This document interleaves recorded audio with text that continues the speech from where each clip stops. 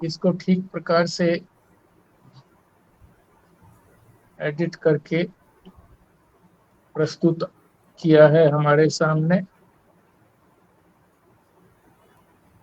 मेरे पास जो ग्रंथ है इसमें दो पुस्तकों का समावेश है। एक है लघु वासुदेव मननम, दूसरा है सिद्धांत बिंदु। लघु वासुदेव मननम जो है वो प्रारंभिक वेदांत के साधनों के लिए बहुत उपयोगी है। ये प्रकरण ग्रंथ है, प्रक्रिया से समझाया गया है।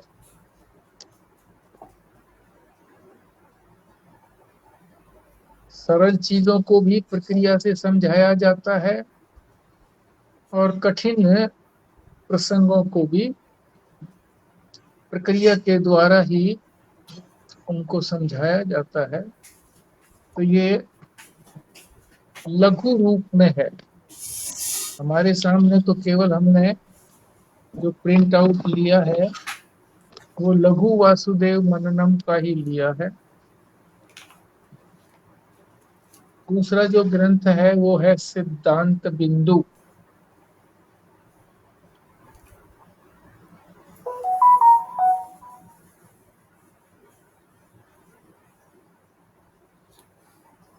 ये श्री स्वामी मधुसूदन सरस्वती जी ने 10 श्लोकों के अंदर वेदांत के सिद्धांतों को बांध दिया है।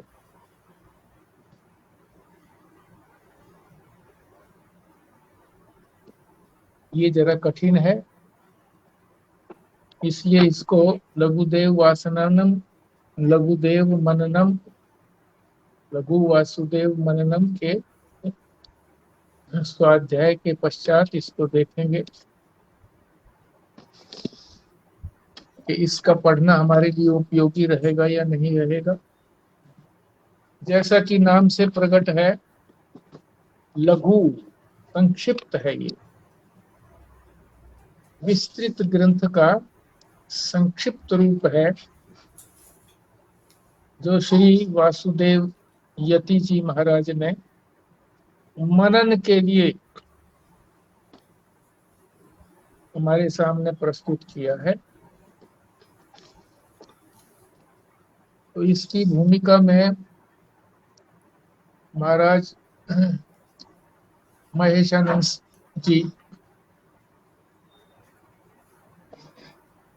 बहुत वेदांत की बहुत सी बातें भूमिका में ही हमारे सामने परोस दी है। भूमिका करने के बाद फिर मंगलाचरण करेंगे हम, जो इन यतीश्वर ने ही 3 श्लोकों के अंदर मंगलाचरण किया है।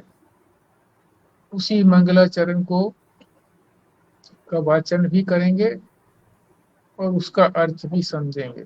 तो पहले भूमिका के बारे में, मोक्ष प्राप्ति साधन का, ये मोक्ष प्राप्ति जो है ये उपनिषद साधना का प्रधान कर्तव्य है। साधक मोक्ष की प्राप्ति के लिए ही कर्म करे, और वो कर्म क्या है? विचार। विचार पर बड़ा जोर दिया गया है।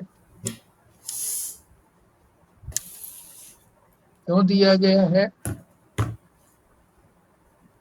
कि मनुष्य का स्वभाव ही है विचार करना, क्योंकि वो विचार में समर्थ है और कोई प्राणी जो है वो विचार करने में समर्थ नहीं है। ये उसकी परमात्मा से प्रदत्त शक्ति है, उसी का यदि वो सदुपयोग करता है तो अद्वैत साक्षात्कार एक ही तत्व है जिसको कैवल्य कहते हैं, वहां तक पहुंच सकता है। ये भूमिका में ही से ही मैं पाठन कर रहा हूं। यदि सदुपयोग करता है तो ये मनुष्य के हाथ की बात है कि किसी वस्तु का वो सदुपयोग करे या दुरुपयोग करे। सदुपयोग करता है तो अद्वैत साक्षात्कार उसको प्राप्त होता है। दुरुपयोग यदि करता है तो बहिर्मुखी उसका मुख बाहर की ओर होता है, संसार की ओर होता है, अनात्मा की ओर होता है। और वो रेशम के कीड़े की तरह से, जैसे रेशम का कीड़ा अपने चारों तरफ जाल बुन लेता है रेशम का और उसी में फंस करके मृत्यु को प्राप्त करता है, इसी प्रकार से यदि साधक संसार की ओर जाता है तो संसार को अपना बंधन बना लेता है और उसी में फंसा फंसा अंत में नाश को प्राप्त होता है। तो विचार की बात आई। विचार विचार किसका करना चाहिए? दो चीजें हैं। एक तो सामने सामने हमें दृश्य दिखाई पड़ता है, संसार। इस पर यदि विचार करते हैं तो संसार में उन्नति प्राप्त होती है।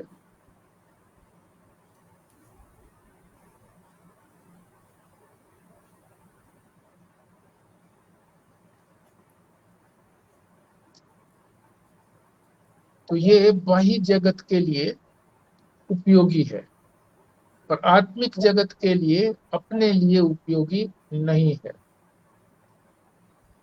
अपने लिए किस चीज का विचार करना चाहिए? जो इस दृश्य को देखता है। देखने वाले को क्या कहते हैं? दृक्। दृक् का अर्थ है आंख। आंख देखती। कौन सी आंख देखती है? कि साधक जो ज्ञान की आंख से देखता है।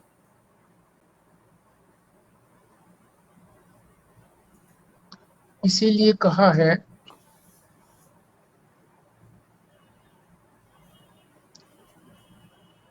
कि व्यक्ति अपने लिए मित्र भी है और शत्रु भी है।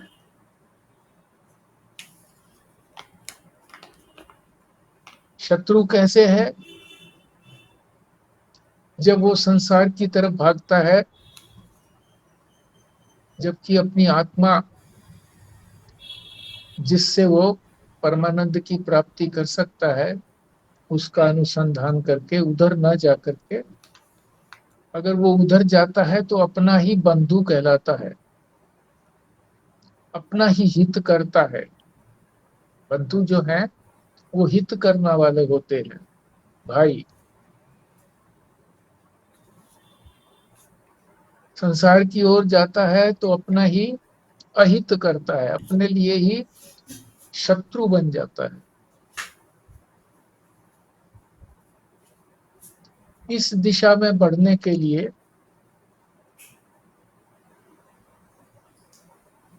मूल चीज क्या है? विचार। विचार पर ही चर्चा हो रही है।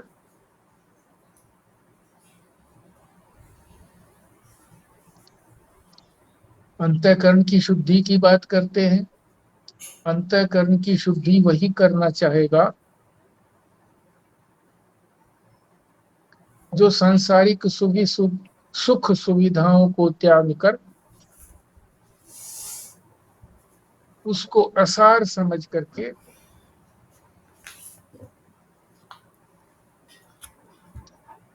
जो अपना परम तत्व है, आत्म तत्व है,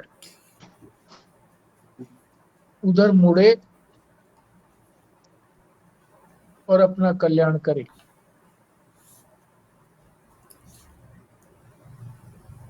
प्रारंभ में साधक को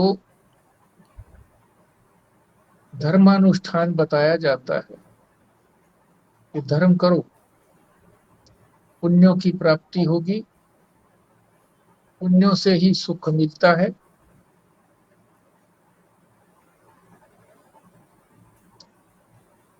और उस पुण्यों से भी इसी संसार का ही तो सुख मिलेगा, जो सुख क्षणिक है,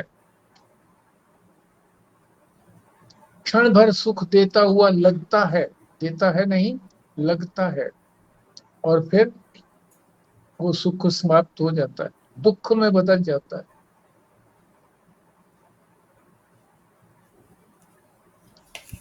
वहां तो विचार ज्यादा नहीं चाहिए धर्म के लिए। धर्म का अनुष्ठान तो जैसा शास्त्र कहता है वैसा ही करिए। थोड़ा बहुत विचार तो वहां भी जरूरी है। बिल्कुल बिना विचारे यदि हम कोई काम करते हैं कि क्या धर्म है क्या अधर्म है, ये बात अगर हम ठीक से नहीं समझते हैं शास्त्र की, तो ये अविचार हो गया।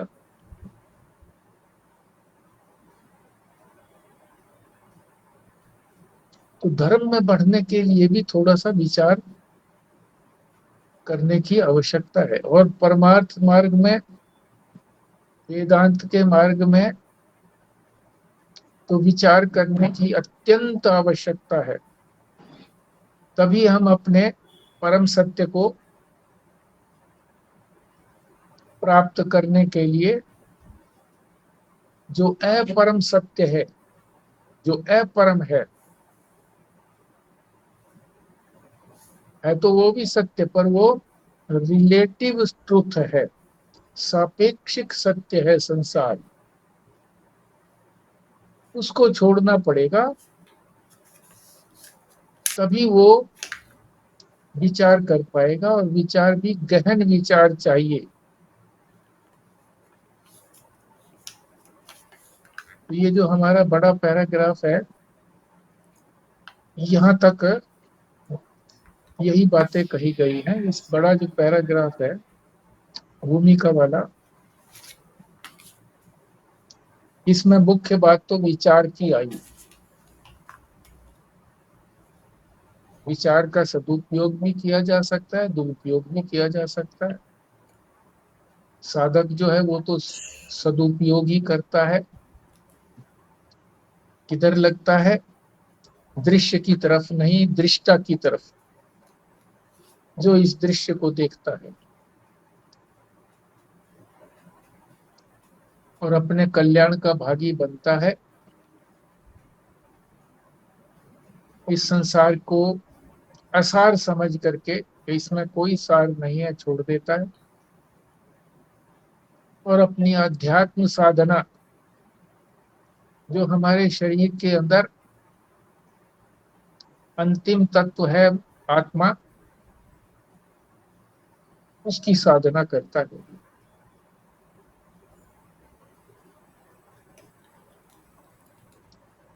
आगे चलते हैं अगले पैराग्राफ में। मनुष्य में सोचना समझना जो है ये तो सहज है, परंतु सूक्ष्म चीजों को समझना, उधर दृष्टि ले जाना सबके लिए स्वाभाविक नहीं है। कोई उन्हें समझा दे तब तो वो उस तथ्य को समझ लेंगे।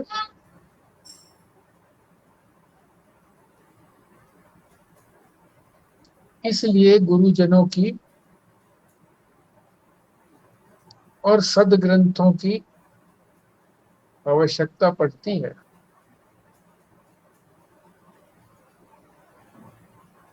और जो जानकार है गुरु, वही समझाए तभी साधकों को जो ग्रंथ के अंदर रहस्य है वो समझ पाता है। जैसा कि सामान्य संसार के ज्ञान के लिए भी, जैसे पाक शास्त्र, पाक विद्या, चाहे कोई पाक विद्या में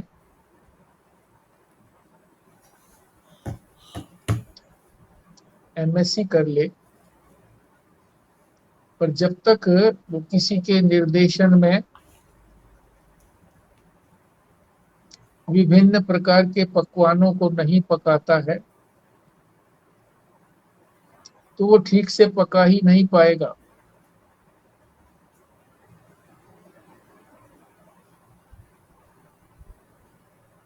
ये तो वेदांत विद्या है, इसके लिए तो गुरु की सतत आवश्यकता है, और गुरु भी जो है सभी नहीं समझा पाते। इसीलिए जो समर्थ आचार्य हैं उन्होंने कृपा करके ऐसे सदग्रंथों की रचना की है जिनके सहारे गुरु अपने शिष्य को उन तथ्यों को हृदयंगम करा पाता है, रहस्यों को खोल पाता है। ये दूसरा पैराग्राफ हो गया। नीचे दो दो पंक्तियां हैं, उसमें बताया है कि ये प्रकरण ग्रंथ है और प्रकरण ग्रंथ का महत्व बहुत है,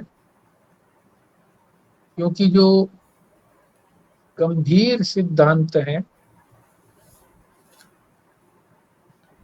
उनको समझना कठिन हो जाता है जब तक कि हमें सारी प्रक्रिया का ना पता हो। प्रक्रिया का अर्थ है स्टेप्स, सोपान। उसमें पारिभाषिक शब्दों को भी समझाया जाता है, जिससे एक पारिभाषिक शब्द को समझ करके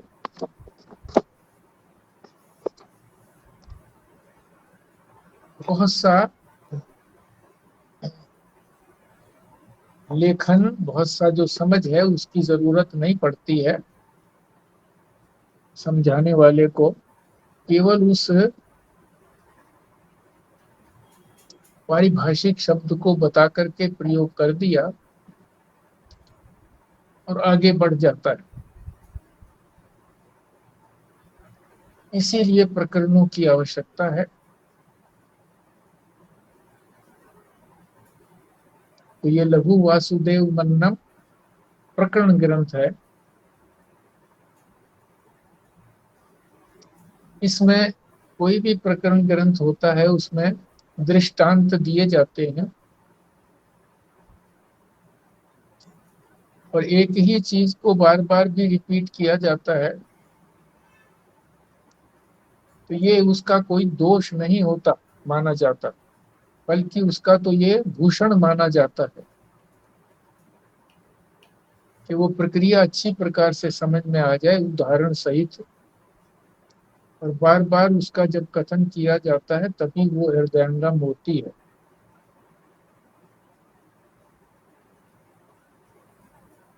तो ये जो प्रकरण ग्रंथ है लघु वासुदेव मननम, ये अद्वैत सिद्धांत के लिए अत्यंत उपयोगी है।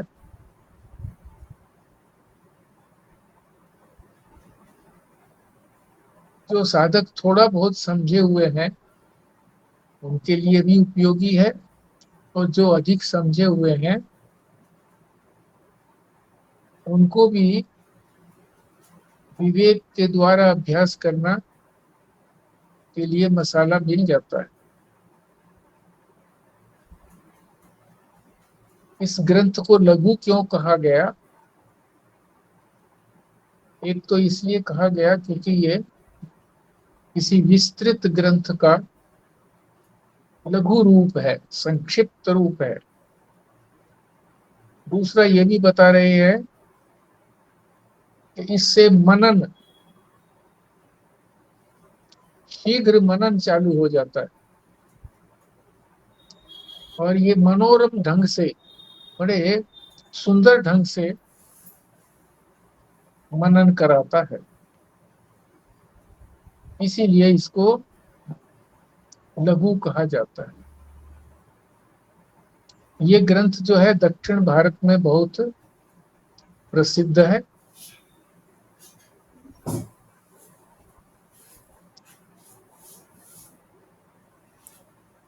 स्वामी जी महाराज महेशानंद जी के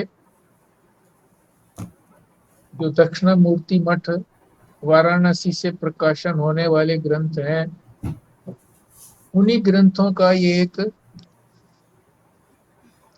उन्हीं ग्रंथों में से एक ये ग्रंथ है। अन्य किसी महापुरुष के द्वारा इस लघु वासुदेव मननम का तो अर्थ सहित किसी और प्रकाशन में प्रकाशित नहीं किया है। ये इस ग्रंथ की विलक्षणता है।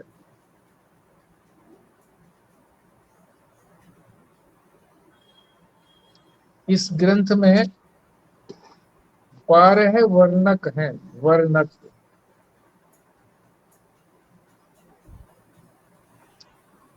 अध्याय समझ लीजिए, यहाँ पर वर्णक कहा गया है उनको।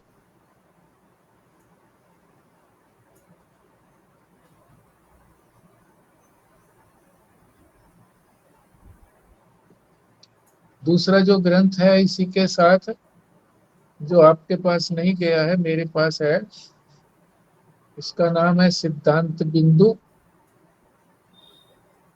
इसमें 10 श्लोकों के अंदर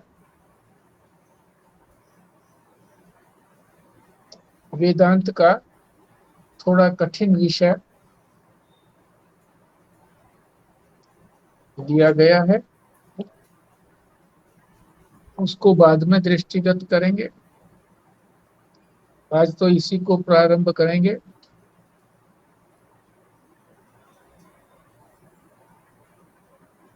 बड़े हर्ष का विषय है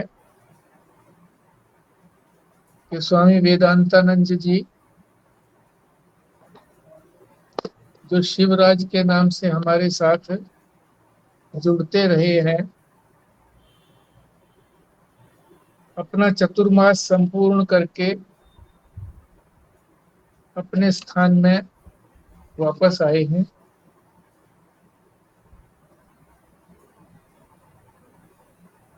वहां पर खेतों के अंदर कोई कुटिया बनी हुई थी,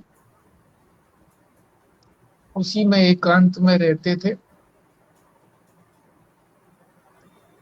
गांव दूर था, वहां किसी ने इनके भोजन की व्यवस्था करी थी कि वो भोजन की थाली इनके कमरे में रख देते थे। इनको जब भी भोजन लेना होता था ले लेते थे। दिन और रात का इनको पता नहीं रहता था। मोबाइल इन्होंने अपने पास नहीं रखा था।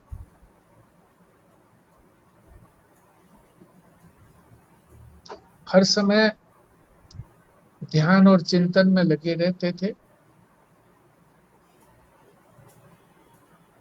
इन्होंने बताया कि मैं मांडूक्य उपनिषद का चिंतन करता रहा, और मांडूक्य उपनिषद के चिंतन से हर समय मुझे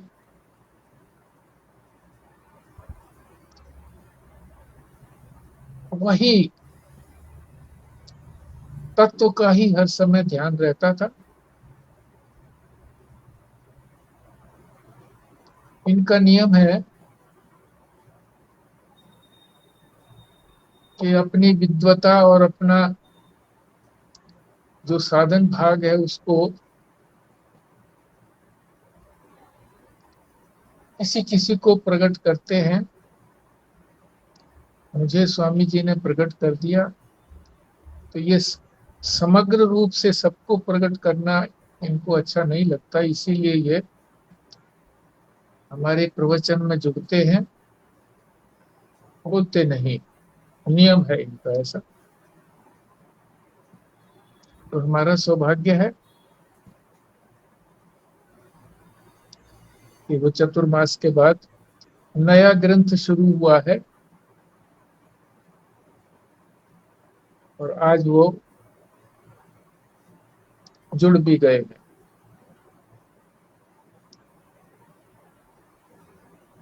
तो पहले मंगलाचरण करते हैं। मंगलाचरण में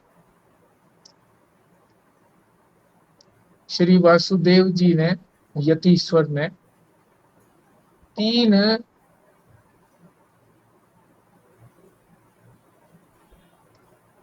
श्लोकों के अंदर मंगलाचरण किया है।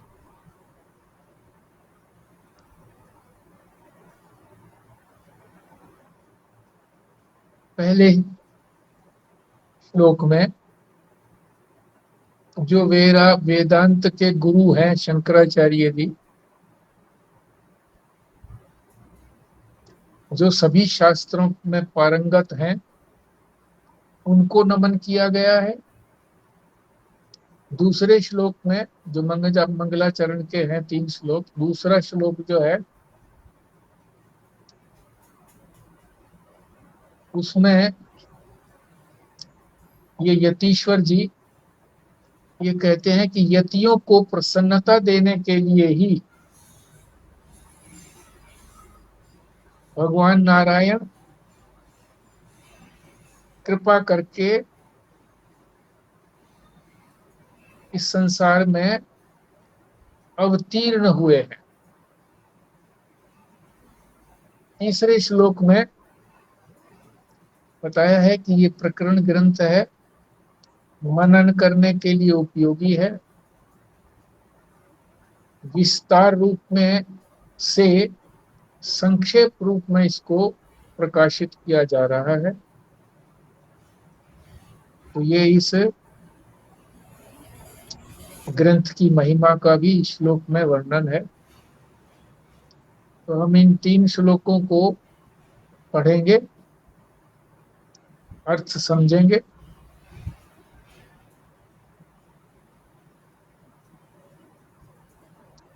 और मेरे विचार से इन्हीं को ही हम प्रतिदिन मंगलाचरण के रूप में 3 श्लोकों का ही पाठ रोज किया करेंगे। इसीलिए इसका उच्चारण भी आप ठीक से समझ लें और अर्थ भी ठीक से हृदय में धारण कर लें।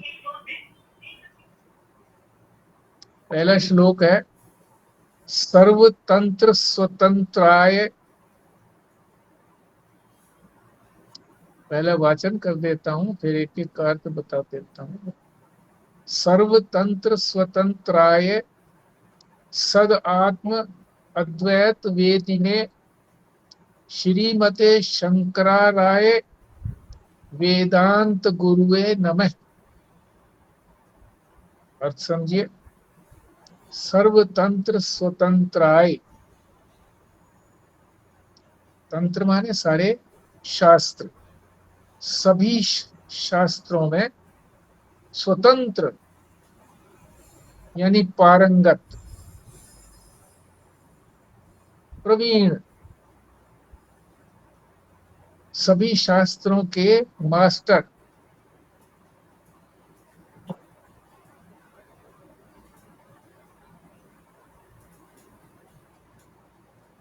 उनकी क्या योग्यता है कि वो सत ब्रह्म से, ब्रह्म के जो 3 स्वरूप हैं, स्वरूप तो एक ही है, 3 प्रकार से कहा जाता है, सच्चित आनंद।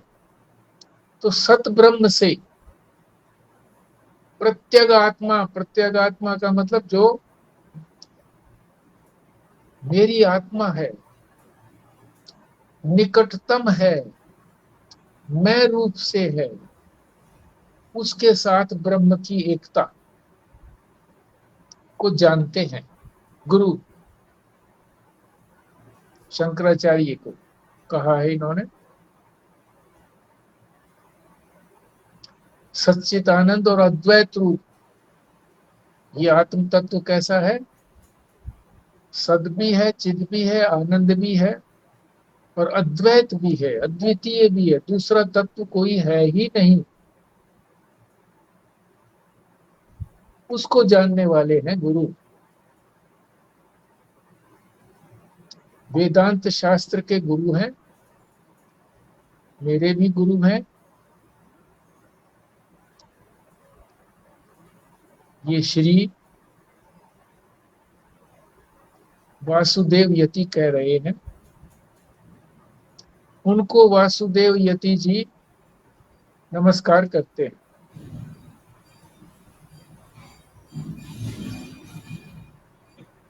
स्पष्ट है ये। श्रीमते शंकराराय वेदांत गुरु है नमः, स्पष्ट ही है।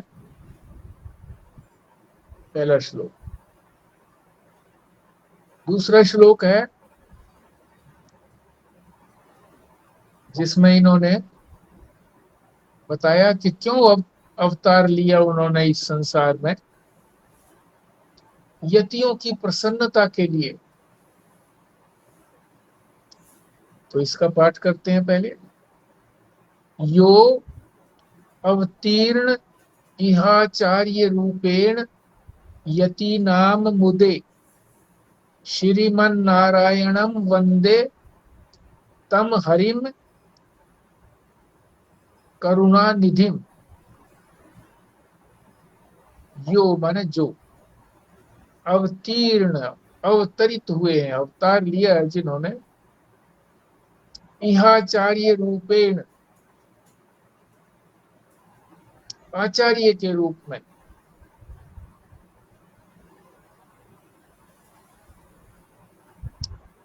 कौन? भगवान शंकराचार्य। क्यों अवतार लिया? यतियों की प्रसन्नता के लिए। मुदे माने प्रसन्नता।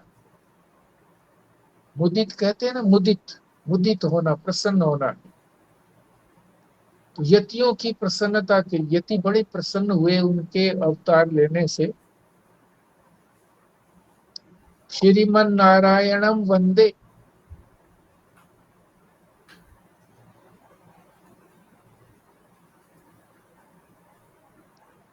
तम हरिम करुणानिधिम, वो करुणाकार हैं, करुणा करने वाले हैं, करुणा की निधि हैं, खजाना है करुणा की, और हरि स्वरूप हैं।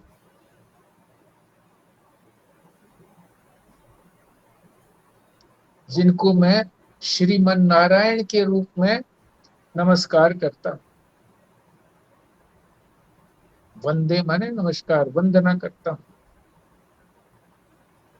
ये दूसरे श्लोक का अर्थ हो गया।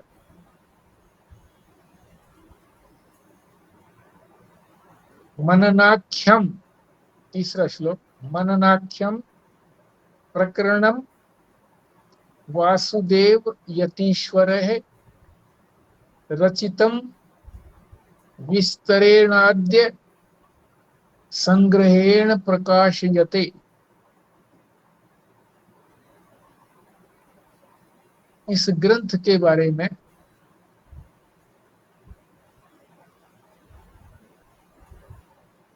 इस ग्रंथ की प्रशंसा है क्योंकि इसमें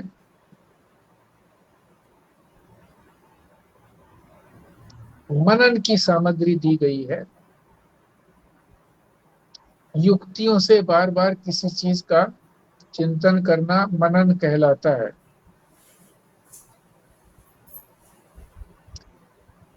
मननाख्यम,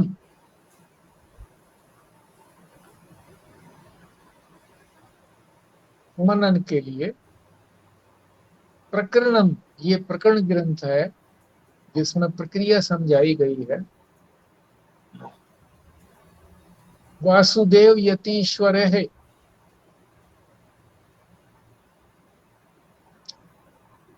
इसमें वासुदेव, श्री वासुदेव यतीश्वर ने मनन के रूप में इस प्रकरण की व्याख्या की है। रचितम रचा है इन्होंने, विस्तारेण आद्य, जो कि विस्तृत ग्रंथ है, उसका संग्रहेण प्रकाश्यते, उसका संक्षिप्त रूप में ये प्रकाशित हुआ है ग्रंथ। ये 3 श्लोक हैं मंगलाचरण के रूप में। पहले श्लोक में आदि गुरु शंकराचार्य जी को, जो सभी शास्त्रों के प्रकांड पंडित हैं, उनको नमन किया है। दूसरे श्लोक में उनका इस धरा पर अवतार लेना सभी यतियों की प्रसन्नता के लिए है, क्योंकि वो बड़े करुणावान हैं, हरि रूप हैं, और नारायण के रूप में उनका यहाँ प्रकट होना हुआ है। उनको भी नमन करते हैं, वंदना करते हैं उनकी। तीसरे श्लोक में इस ग्रंथ की विशेषता बताई है कि ये ग्रंथ जो है प्रकरण ग्रंथ है, मनन के लिए बहुत उपयोगी है। विस्तृत ग्रंथ को संक्षेप में इसको प्रकाशित किया गया है, ताकि जल्दी से सारी प्रक्रिया को समझा जा सके। इसमें अधिक पृष्ठ नहीं है, कुल 138 पृष्ठ हैं। यदि ये भूमिका को इसमें और शामिल कर लिया जाए, और जो आमुख है इसका, प्रथम जो पृष्ठ है उसको भी शामिल कर लिया जाए, तो सारा ही 150 या 52 पृष्ठ का ये ग्रंथ बनता है।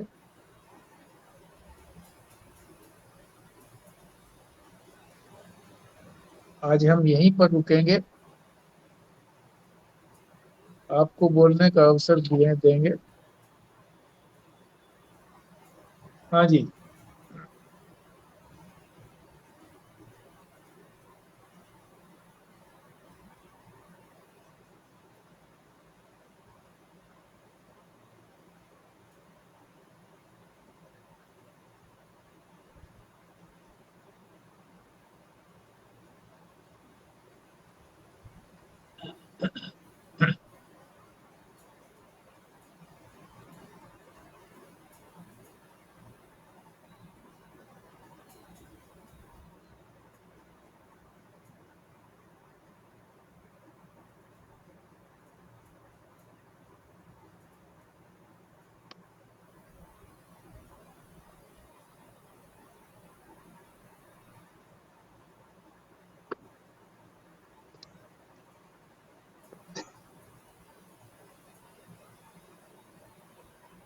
पहले श्लोक दिए गए हैं।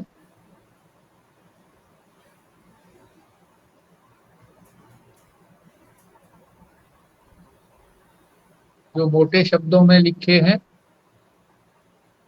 उसके बाद उनका अर्थ दिया गया है, और जहां आवश्यकता पड़ी वहां सबसे नीचे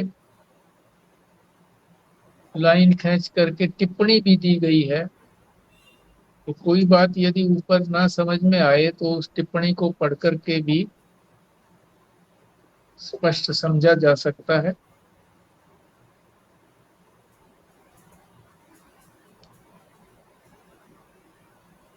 ये जो प्रथम वर्णक हम शुरू करेंगे कल,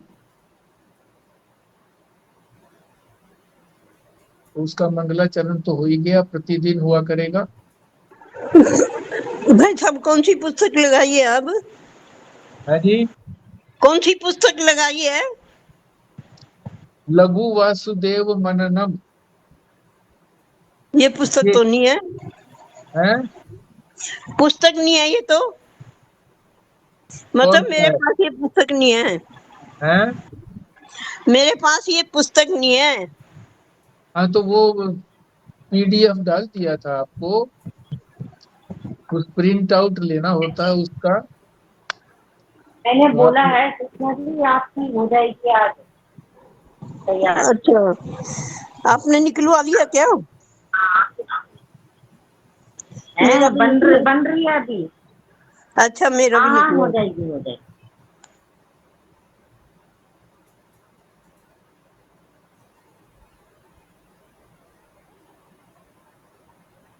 जो रुचि रखते होंगे ग्रंथ को समझने के लिए, उन्होंने प्रिंट आउट ले लिया होगा,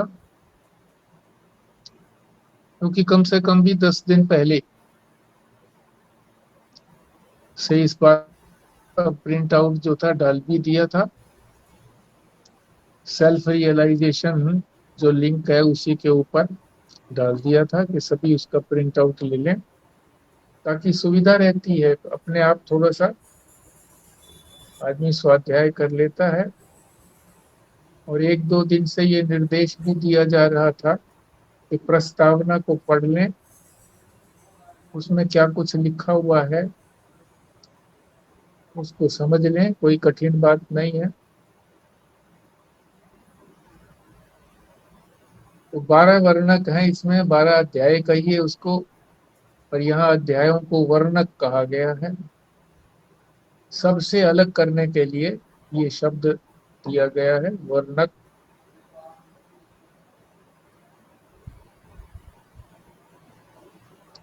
तो सबसे पहले इस वर्णक में, पृथक वर्णक, प्रथम वर्णक में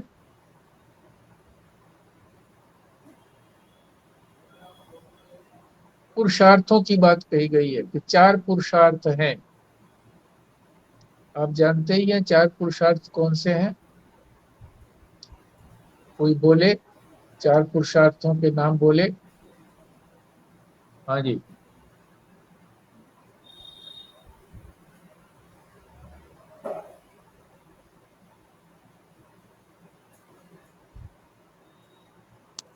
धर्म, अर्थ, काम और मोक्ष।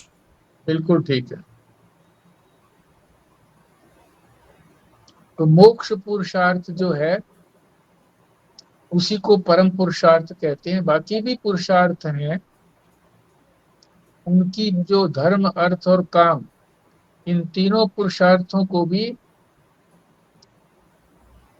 साधक ही करता है। मगर वो जानता है कि परम पुरुषार्थ तो मोक्ष ही है, मोक्ष के लिए ही प्रयत्न करना चाहिए। और वो किससे होगा? ज्ञान से। तो सबसे पहले तो मंगलाचरण के बाद ये कही गई है बात पुरुषार्थ की। उसके बाद अध्यारोप को समझाया है कि जो तत्व है, अद्वैत तत्व है, उस पर जब तक कुछ आरोपित न हुआ हो तो उसको समझना कठिन पड़ता है। तो हमने आरोप नहीं किया है, वो आरोप तो ईश्वर ने उस तत्व को समझाने के लिए अध्यारोप किया हुआ है।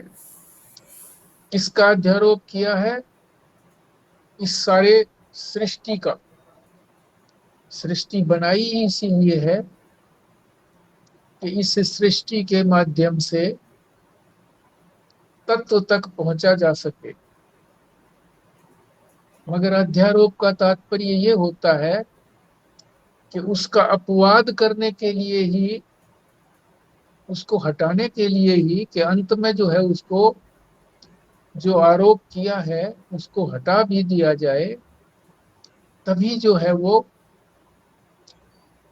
वास्तविक वस्तु प्रकट हो जाती है। तो अध्यारोप का वर्णन है। उस बीच में जो है कई चीजें और आ गई हैं, और अंत में जो है वो अपवाद का वर्णन है। अध्यारोप और अपवाद, दो चीजें हो गई। एक बताया परम पुरुषार्थ, ज्ञान ही परम पुरुषार्थ है। दूसरा अध्यारोप और अपवाद। तीसरी बात जो है माया की और ईश्वर की बताई है इस पृथक वर्णन में, प्रथम वर्णक में। माया क्या है, किसने ये माया फैलाई है, ईश्वर, उसका भी वर्णन है।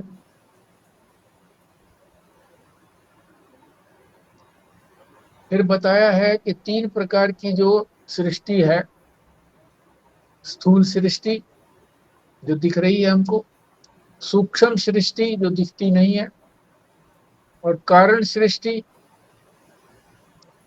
जिससे ये दोनों सृष्टियां उत्पन्न हुई है, स्थूल सूक्ष्म कारण। सृष्टि का वर्णन है, तीनों प्रकार की सृष्टि। और फिर व्यष्टि समष्टि भाव, एक व्यक्ति और फिर सभी व्यक्ति, समष्टि, त्रिमूर्ति। फिर आवरण और तत्व ज्ञान। ये इतने विषय पृथक वर्णन प्रथम वर्णक में कहे गए हैं, जिनको हम बारी बारी से आगे समझेंगे।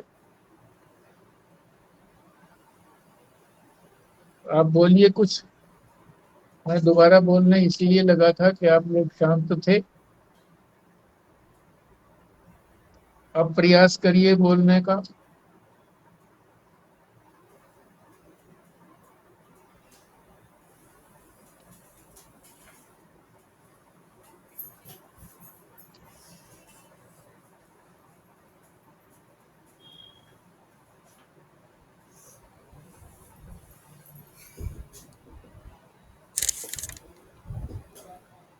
विचार ही सब कुछ है। जो विचार आएंगे हमें अपनी आत्मा को ठीक करने के लिए, और एक होते संसार की तरफ जाते हैं और एक हमारी आत्मा की तरफ विचार जो हमें अ, आत्मा से परमानंद की प्राप्ति कराते हैं।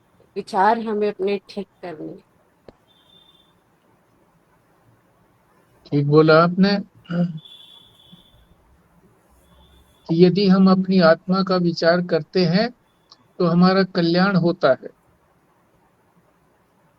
हम इस संसार के बंधन से छूटते हैं।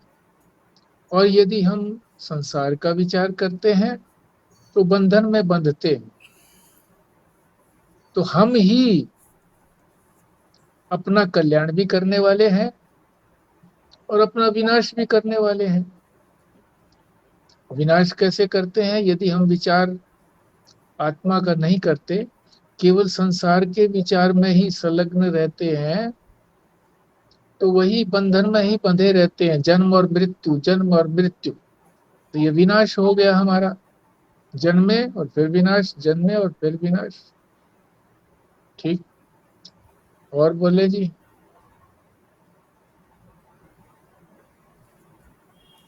ये जो यहाँ पर एक जगह पे श्रीमन नारायण की बात की है, तो यहाँ पे ये कहा गया है कि जो मेरा मन स्वरूप है वही नारायण है। मन को नारायण कहा गया है क्या?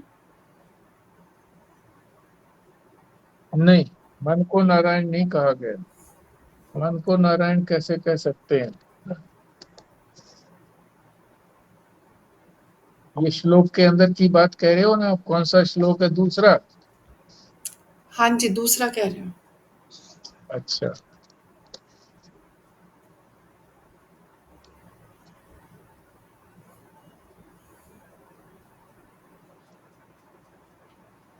श्रीमन नारायण ये नारायण को ही कहा गया है, श्रीमन नारायण, नारायण भगवान। अच्छा, ये श्रीमान, जैसे श्रीमान कहते हैं ऐसे कर। हाँ, श्रीमान कहते हैं, उसी तरह से श्रीमन नारायण, जैसे श्रीमान कहते हैं ना जी, श्रेष्ठ के लिए कहा गया है श्रेष्ठ के कि ये लिए। नारायण जो है ना वही श्रेष्ठ है। बिल्कुल, बिल्कुल।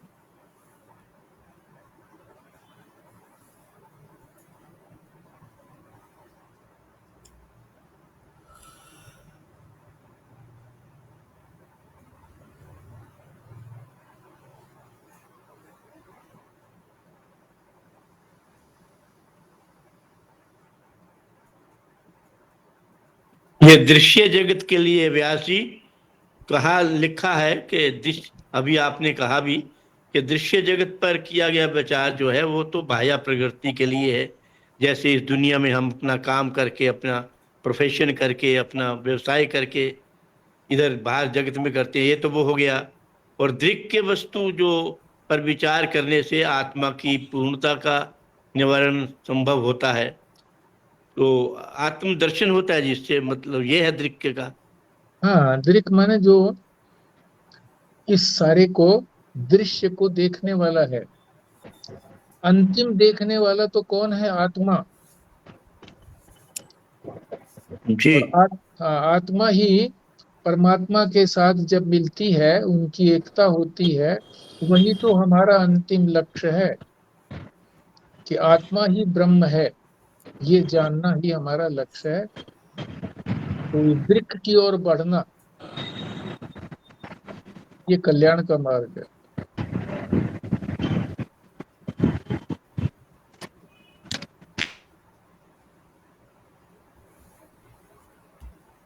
यहाँ पे शंकराचार्य को ही भगवान कहा गया है एक तरह से। हाँ हाँ, शंकराचार्य भगवान के ही अवतार थे। और जगह भी आया है, कई जगह ये भगवान शंकराचार्य, भगवान भाष्यकार।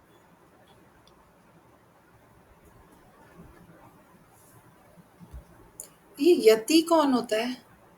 हाँ, यति। यति का बोलिए जी, आप लोगों को बताया तो था यति। यति का क्या अर्थ है? यति जिसने अपने अंतःकरण का को नियमित कर लिया है और उसको परमात्मा की तरफ कर दिया है, उसे यति कहते हैं।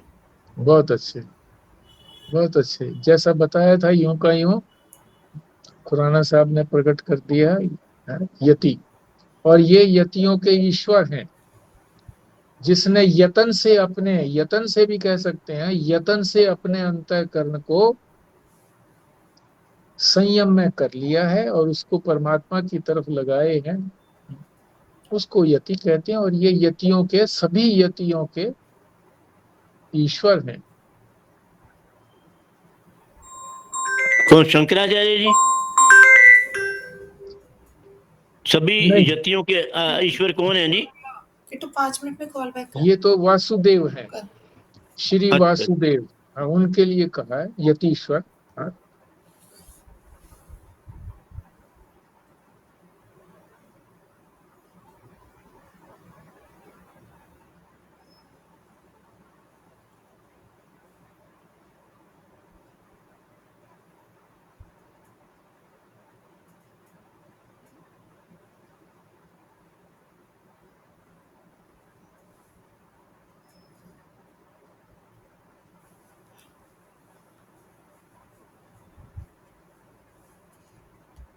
ये जो पहले ही श्लोक शुरू हुए, पहला, दूसरा और तीसरा, इसी को इन्होंने मंगलाचरण बोला है।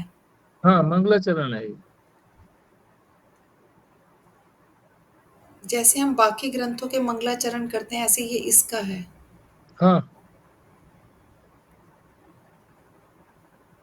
या ये श्लोक है? श्लोक है ये। श्लोकों में भी तो मंगलाचरण होता है, मंत्र थोड़ा ही है, श्लोक।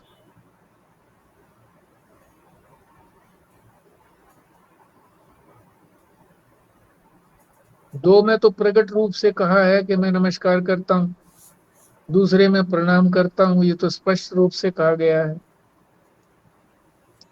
और तीसरे में जो है वो ग्रंथ की प्रशंसा की गई है।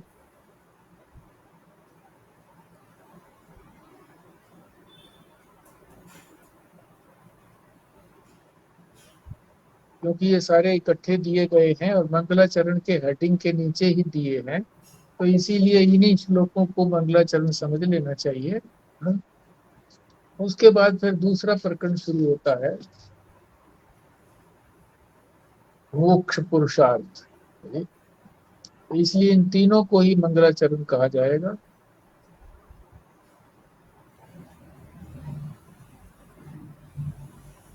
और जगह तो अध्याय या कुछ लिखा होता है जी, इसमें प्रथम वर्ण कम, ये वर्णक, ऐसा बदल के क्यों किया गया जी? वर्णक, प्रथम वर्णक, ये परंपरा उधर दक्षिण के अंदर है, परंपरा वर्णक की। इधर उत्तर भारत में तो अध्याय आदि लिखते हैं, और भी यहाँ भी और भी कई चीजें लिखते हैं इसी तरह से, पर ये वर्णक जो है प्रथम बार हमने सुना है वर्णक।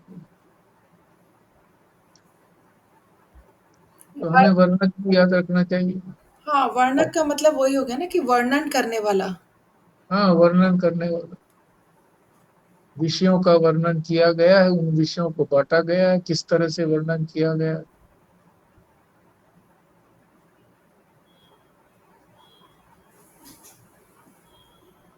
या वर्णन से तो उनका ये भी जी, पहला वर्ण दूसरा वर्ण, जैसे अध्याय है ना, पहला अध्याय दूसरा अध्याय, उस तरह से भी क्लासिफिकेशन में उन्होंने वर्णक कुछ इस तरह से नई शैली के अंदर लिखा हुआ है।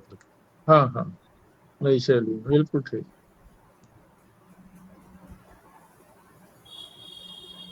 जैसे रामचरितमानस में कांड लिखते थे ना जी, किसी में हाँ हाँ कांड लिखते हैं, किसी में सोपान लिखते हैं, प्रथम सोपान, द्वितीय सोपान, हाँ हाँ हाँ। प्रथम कांड, द्वितीय कांड, इसलिए ये है। हम्म, ठीक बात, ठीक है जी। फिर